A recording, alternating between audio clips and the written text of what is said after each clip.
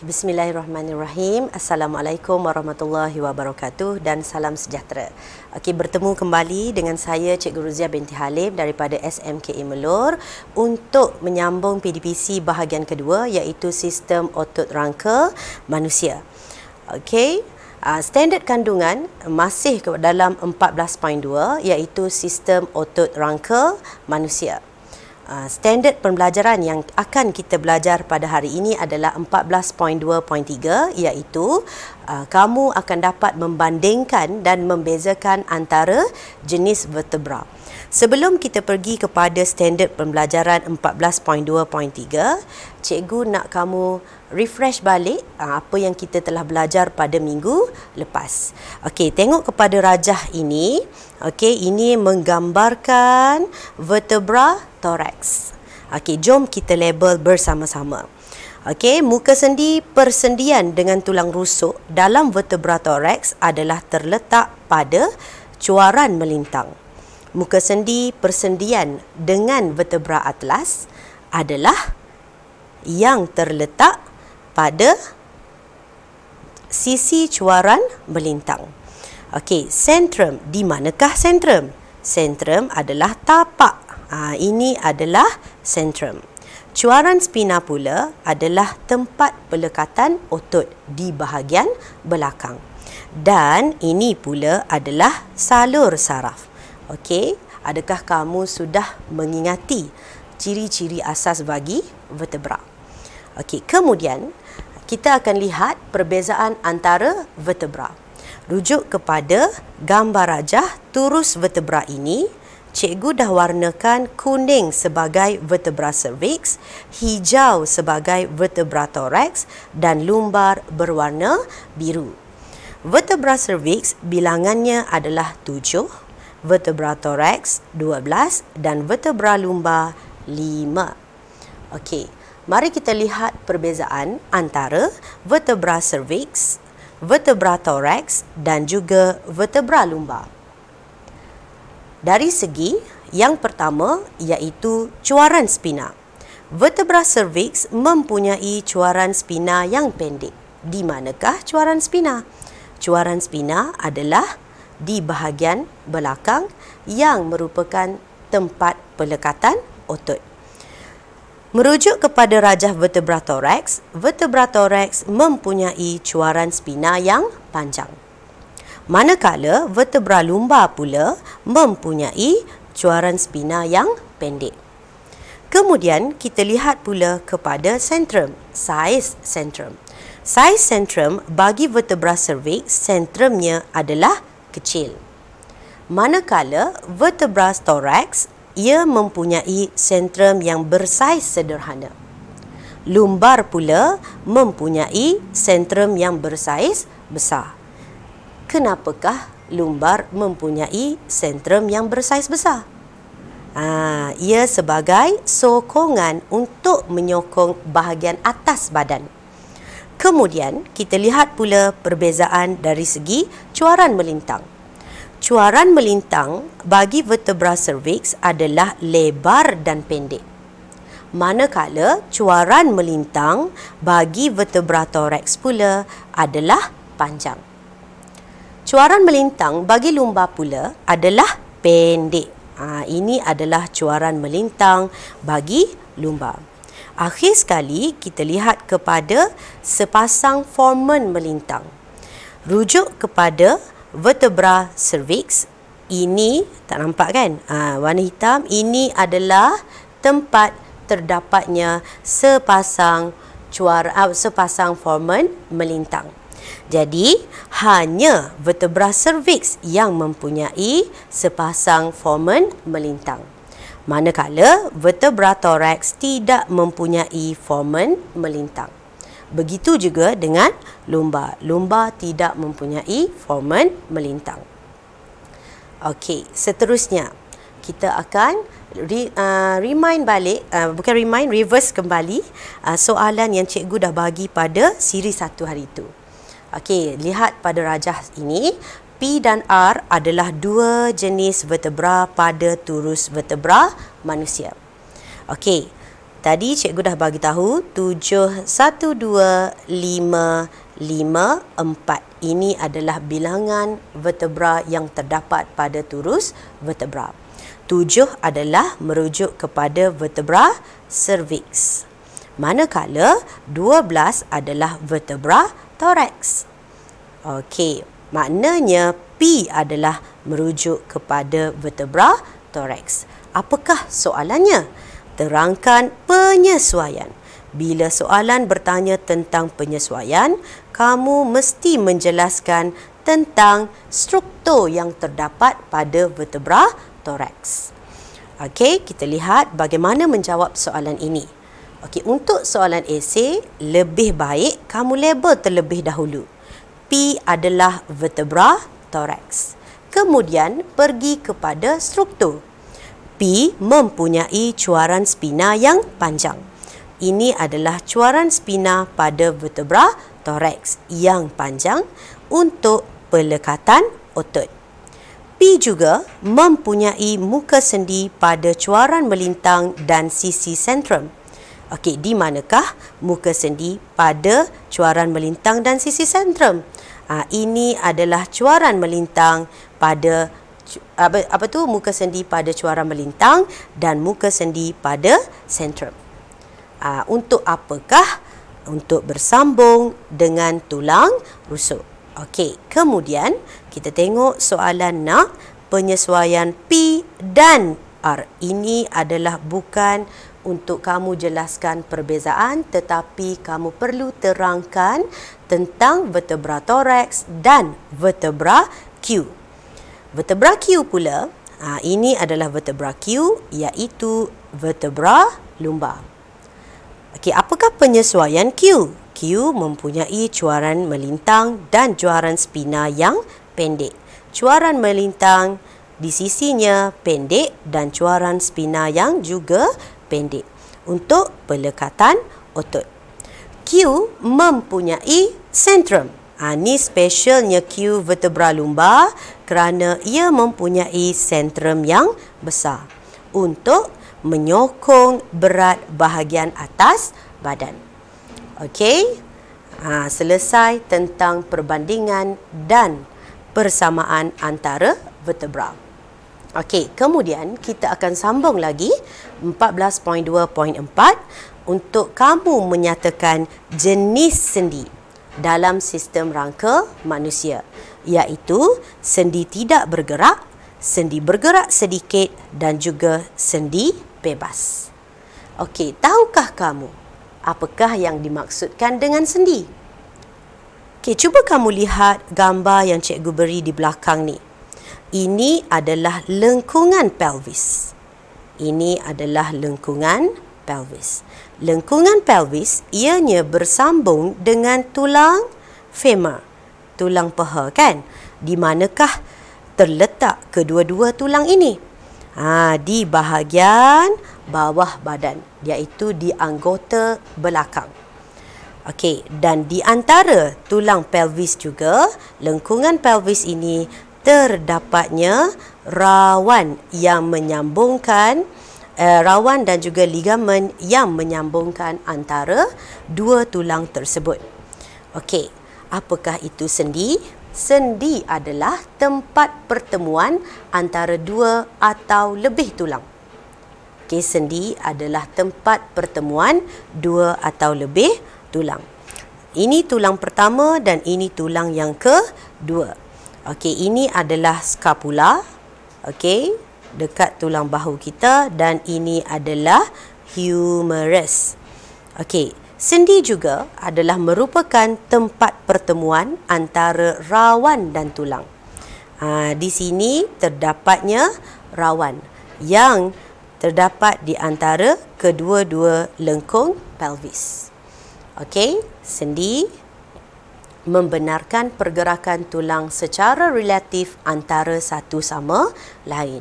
Maksudnya, apabila terdapat sendi, iaitu bersambungnya dua tulang, tempat bersambungnya yang menghubungkan dua atau lebih tulang, ia membenarkan pergerakan secara relatif. Maknanya gambar rajah yang pertama ini bagaimana lengan boleh dibengkokkan dan yang kedua lengan boleh diluruskan. Maka sendi membenarkan pergerakan tulang. Okey. Jenis-jenis sendi. Terdapat 3 jenis sendi. Okey, sendi yang pertama adalah sendi yang tidak bergerak. Sendi yang tidak bergerak contohnya tengkorak. Di tengkorak terdapatnya sutur pada kranium di tengkorak kepala. Okey, di manakah sutur? Ni yang cikgu warnakan merah ini adalah sendi yang tidak bergerak dan dinamakan sutur. Cuba bayangkan kalau tengkorak kita mempunyai sendi yang bergerak. Mungkin terdapat lekuk-lekuk lah di tengkorak kita deh. Okey. Jenis sendi yang kedua pula adalah sendi bergerak sedikit. Sendi bergerak sedikit contohnya cakra rawan antara tulang vertebra. Di antara tulang vertebra ni, di antara tulang vertebra terdapatnya cakra rawan. So, cakra rawan ni menunjukkan sendi yang bergerak sedikit. Okey. Dan kedua, contoh kedua bagi sendi bergerak sedikit adalah rawan yang terdapat pada tulang pertama. Okey. Tulang pertama yang menyambungkan sternum. Ini adalah sternum dan ini adalah tulang rusuk pertama. Maka di sini terdapatnya sendi bergerak sedikit. Okey. Yang seterusnya kita pergi kepada sendi bebas bergerak. Contoh bagi sendi bebas bergerak adalah sendi lesung dan juga sendi engsel. Okey, kita tengok dekat rajah ini, sendi lesung adalah sendi yang membenarkan pergerakan berbentuk putaran. Kalau kita tengok, tangan kita boleh bentuk putaran dalam semua arah.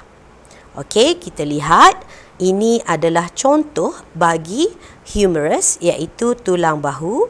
Kat mana humerus? Ni adalah humerus. Dan di belakang ni adanya lengkungan pectoral. Dan di sinilah terdapatnya lekuk glenoid yang membentuk sendi lesung. Okey, sendi lesung. Sama seperti lesung yang ada dekat dapur rumah tu, bila kita guna ulu lesung tu, boleh putar 360 darjah. Bermakna sendi lesung membenarkan pergerakan berbentuk putaran dalam semua arah. Kemudian kita pergi kepada contoh yang kedua bagi sendi bebas bergerak, iaitu sendi engsel. Sendi engsel pula adalah sendi yang membenarkan pergerakan tulang pada satu satah. Okey, contohnya adalah tulang humerus. Okey, juga pada sini ini adalah humerus dan ini adalah radius dan ulna. Terdapatnya lekuk sigmoid yang menyebabkan sendi tersebut boleh bergerak pada satu satah.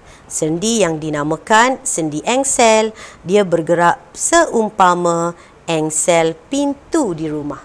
Maknanya ianya bergerak pada satu satah. Okey, di manakah sendi engsel? 1 dan 2. Ini adalah sendi engsel. Okey.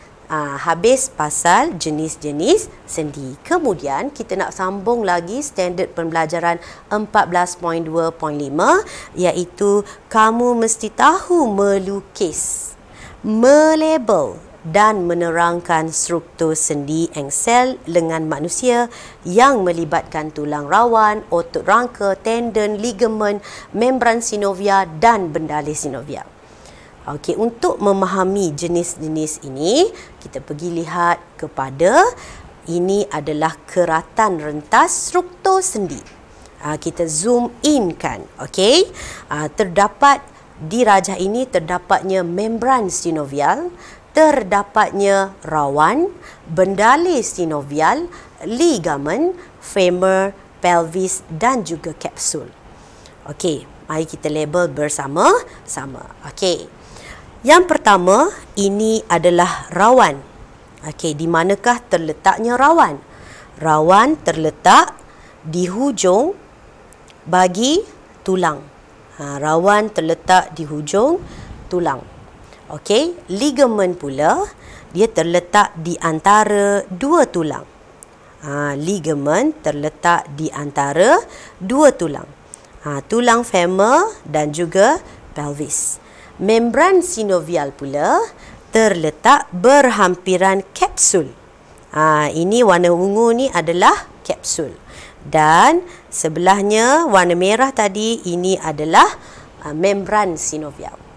Okey, ini adalah tulang femur, pelvis, ini adalah lengkungan pelvis dan yang berwarna kuning ini adalah bendalai sinovial. Okey, jom kita tengok fungsi-fungsi bagi rawan.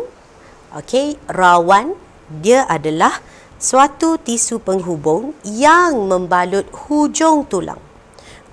Apakah kepentingan rawan? Untuk mengurangkan geseran antara tulang. Yang kedua, rawan juga menyerap hentakan. Rawan juga melindungi tulang daripada haus.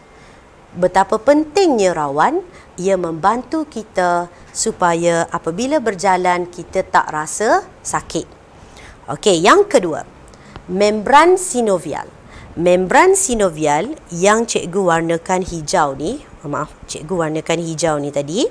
Membran sinovial fungsinya merembeskan bendalai sinovial ke dalam rongga sinovial.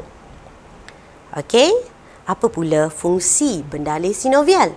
Bendalai sinovial yang berwarna kuning ni tadi bertindak sebagai pelincir bagi mengurangkan geseran. Apa kepentingan bendalai sinovial?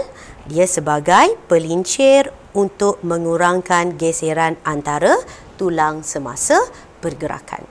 Okey, cuba kamu lihat gambar rajah ini. Rajah ini bukan rajah ini adalah gambar spesimen tulang. Okey, kalau kita tengok pada tulang, kita nampak yang berwarna ni, warna merah-merah ni, ini adalah otot. Dan yang hujung berwarna putih ni yang membaluti tulang ini adalah rawan. So bila rawan tersebut haus, maka akan berlaku geseran antara tulang yang akan menyebabkan kesakitan sewaktu berjalan. Okey. Ini pula gambaran rawan yang sebenar. Okey, dalam organ di muka kita, di manakah terletaknya rawan? Hidung. Hidung kita adalah terdiri daripada tulang rawan. Begitu juga dengan telinga. Okey. Sekarang kita nak pergi kepada tendon. Apakah itu tendon? Tendon dia adalah tisu penghubung yang bersifat kuat.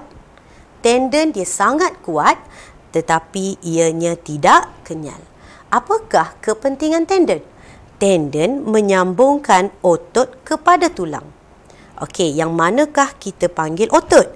Ini adalah otot bicep. Dan ini adalah otot tricep. Maka, yang menyambungkan otot tricep kepada tulang, ini adalah tulang, ianya adalah tendon. So, sifat tendon ni adalah kuat dan tidak kenyal. Apa fungsi tendon tadi? Menyambungkan otot kepada tulang.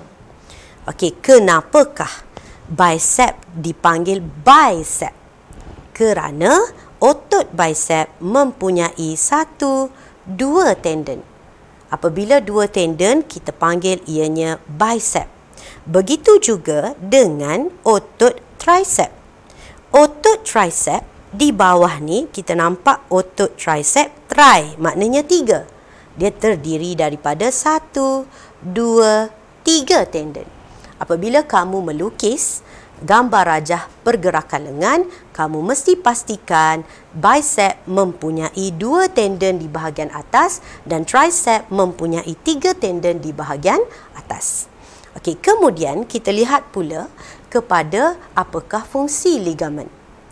Ligamen dia adalah merupakan tisu penghubung yang liat, kuat dan kenyal. Kenapa ligamen mesti kenyal? Ligamen terdapat di bahagian sendi.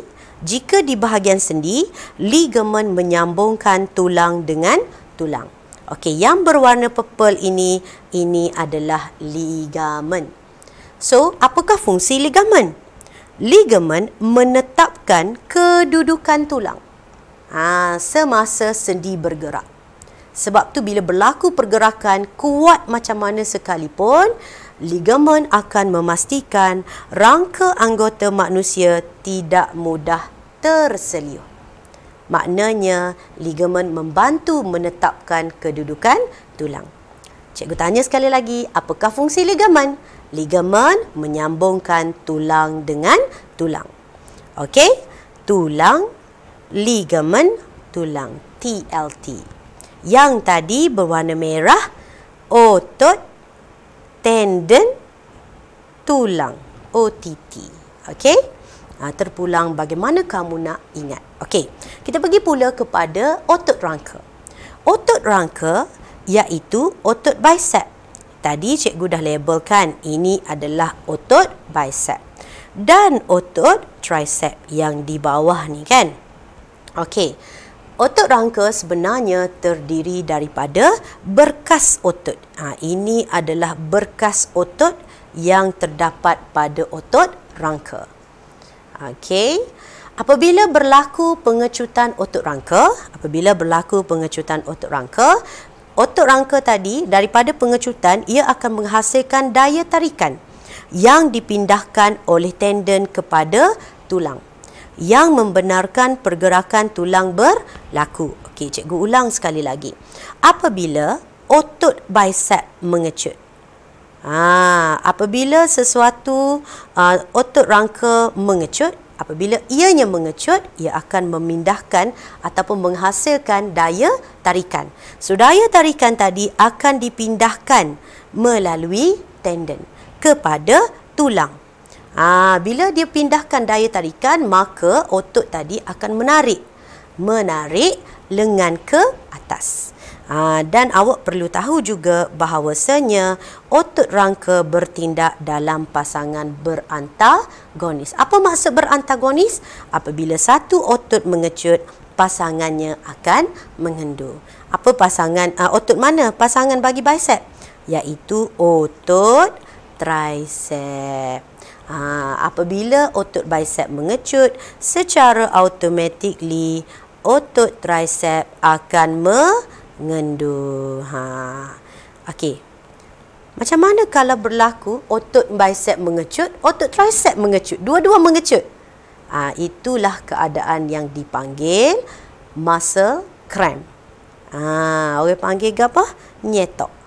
Dia muscle cramp, kekejangan otot. Okey, cuba lihat animasi yang cikgu hasilkan ni. Ini adalah cara bagaimana kamu nak lukis dan melukis bagaimana lengan dibengkokkan. Okey, kita ulang sekali lagi. Bagaimana lengan dibengkokkan. Maaflah, lukisan cikgu ni sebab cikgu buat sendiri ni. Okey, apa yang kamu perlu pastikan adalah yang pertama, bila kamu lukis otot bicep, bila lengan dibengkokkan, ia mesti tebal. Bila tebal, menunjukkan ianya mengecut. Dan bila dia panggil otot bicep, pastikan tendon ada 2. Okey, perkara yang kedua yang kamu perlu pastikan, apabila otot bicep mengecut, dia jadi tebal dan pendek, otot tricep secara automatically akan mengendur. Lukisan bagi mengendur, saiznya akan jadi lebih kecil. Dan kenapa bila kita panggil tricep, make sure tendon ada 3. 2 di humerus dan 1 di scapula. Okey. Cuba kita tengok soalan ni. uji minda, rajah menunjukkan sendi lesung yang terdapat pada lengkungan pelvis. Padankan penyataan di bawah dengan bahagian berlabel pada rajah di bawah. A. Sejenis tisu penghubung yang kuat dan kenyal. Kuat dan kenyal maknanya ianya adalah ligamen. Tulang lengkungan pelvis. Tulang pelvis. Tulang femur. Ia bertindak sebagai pelincir bendale sinovial. Menyerap hentakan rawan. Okey. Di sini cikgu dah bagi jawapan kepada kamu supaya kamu boleh semaklah. Okey, sejenis tisu penghubung yang kuat dan kenyal. Mana? V. V adalah ligamen. Apa fungsi ligamen? Menyambungkan tulang dengan tulang. Tulang lengkungan pelvis. Ini adalah tulang lengkungan pelvis. Tulang femur. Ini adalah tulang femur. Y kan? Okey. Bertindak sebagai pelincir iaitu bendale sinovial. Dalam rajah ni, bendale sinovial adalah yang berwarna kuning. Okey. Menyerap hentakan adalah rawan. Okey, boleh? Okey. So, rumusan apa yang kita belajar pada hari ini, cikgu harap kamu boleh membanding dan membezakan antara jenis vertebra. Maknanya yang manakah, apakah perbezaan antara vertebra thorax, vertebra cervix dan juga vertebra lumbar. Cikgu juga berharap kamu boleh menyatakan jenis sendi iaitu sendi tidak bergerak, sendi bergerak sedikit dan juga sendi bebas. Dan cikgu harapkan kamu boleh melukis dan melabel serta menerangkan struktur-struktur sendi engsel lengan manusia yang melibatkan tulang rawan, otot rangka, tendon, ligamen, membran sinovial dan juga bendale sinovial serta fungsi dan kepentingan semuanya dalam badan kita. Itu saja daripada cikgu untuk hari ini. Assalamualaikum dan selamat belajar.